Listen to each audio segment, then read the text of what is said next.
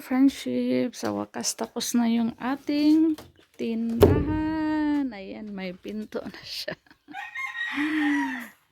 Tapos nang gumawa si kuya ng pinto, friendship. Ayan. Double walling yung ating pinto, friendship. Double walling. Ay, madiliman. Ganyan. Ayan o, para hindi madaling masira. Double walling ni kuya. Ayan. Hindi ko pa na-arrange ang ating cabinet yan, friendship. Ayan. So, tapos na. Sa wakas. Thank you, Lord. Natapos din yung pinagawa nating tindahan. Salamat sa Ginoo. May nag-comment pala, friendship, dun sa ating comment section na dapat yero. Plain. Ang talaga namin ni Ruben, plain yung ikakapit dito kasi pag ganyan, pag binukas mo siya, ganyan, pag binukas mo siya, friendship, umaabot dito. So pag may ulan, nababasa siya, mabilis siyang masira. So ito na lang yung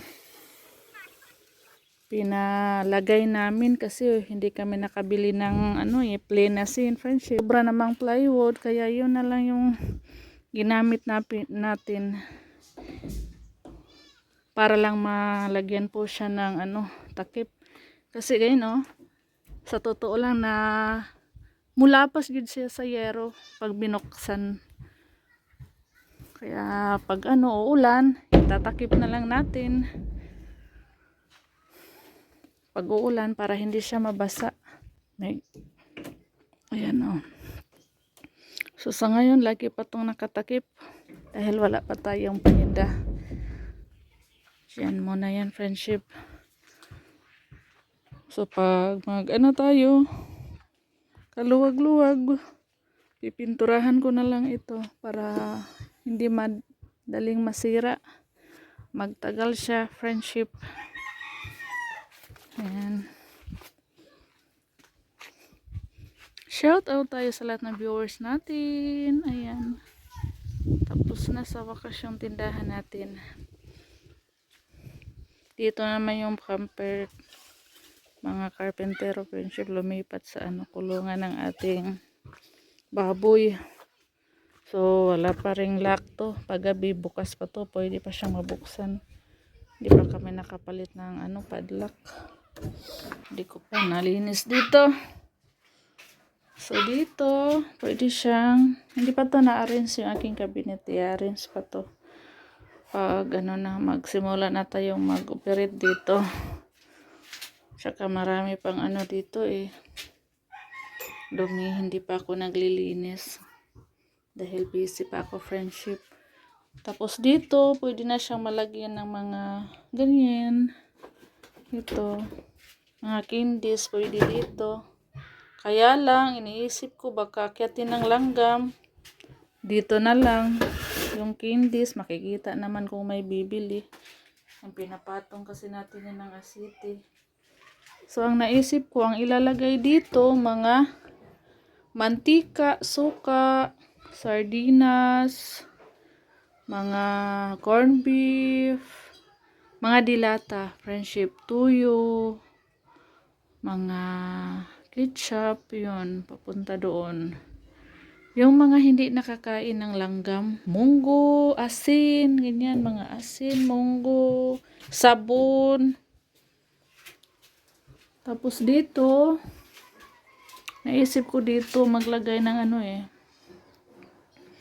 kanang alambre para may bitay, sabitan ng mga mga juice, Milo, tsaka lagyan ko na lang doon sa gilid ng kanang damit at tsaka lagyan ng asiti para hindi magapangan ng langgam papunta doon. So ang ilagay ko dito yung mga asukal, noodles, dito ko ilagay yung mga kinakain ng langgam. So malaki ng dito, bakante, mga kindi, chichirya, ipanglagay natin dito. Yung ibang chichirya yung hindi masabit dito, friends. Yan. So, focus pa muna kami ngayon sa pinagawa naming friendship sa kulungan ng baboy. Shout out po tayo sa lahat ng viewers natin. Shout out tayo kay Mami T at saka Ma'am Grace. Ayan. So, sa wakas may tindahan na tayo. Salamat sa Ginoo. Thank you, Lord. Ayan. Padlock na lang yung kulang.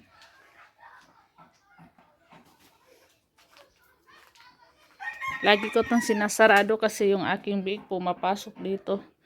Aray! Yung aking biik friendship pumapasok. Pumapasok dito sa loob yung biik kaya sinasarado ko siya. Tapos kailangan pa pala ng ilaw dito. Kasi madilim siya eh. Pag sinasarado to madilim. Hindi pa to nalagyan ni Robin ng doon. Pangsabit. Madilim siya. Kailangan niya ng ilaw.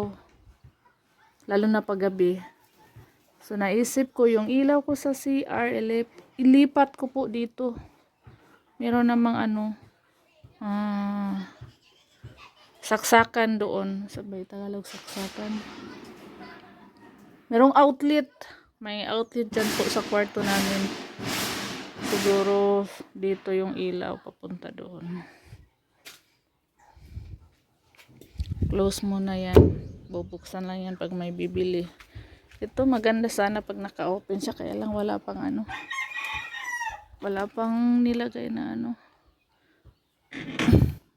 bang tawag doon. Ayan, friendship. So hanggang dito muna yung video natin.